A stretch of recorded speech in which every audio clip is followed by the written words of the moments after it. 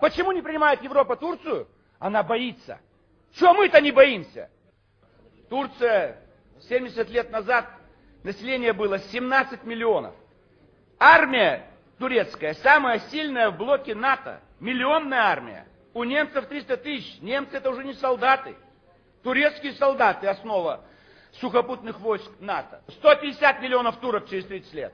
Самая мощная сегодня сильная, сплоченные все. Они же сомнут Армению. Сомнут ее полностью. Соединятся с Азербайджаном. Создадут великое турецкое государство Туран. У них есть что их сплачивает. У них язык сплачивает. Турецкий язык это азербайджанцы, туркмены, узбеки, киргизы, казахи, татары, башкиры.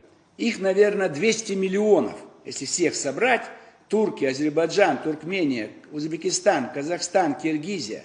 У нас Горный Алтай, Хакасия до Красноярска, Красноярский край. Там еще есть вот река Енисей, енисейско-архонские надписи на тюркском языке. Древние тюрки там.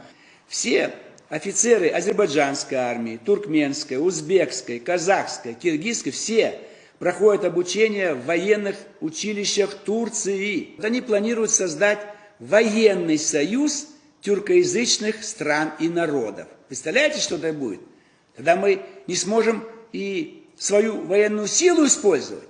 Объединенная армия у них будет 10 миллионов со всего тюркоязычного мира.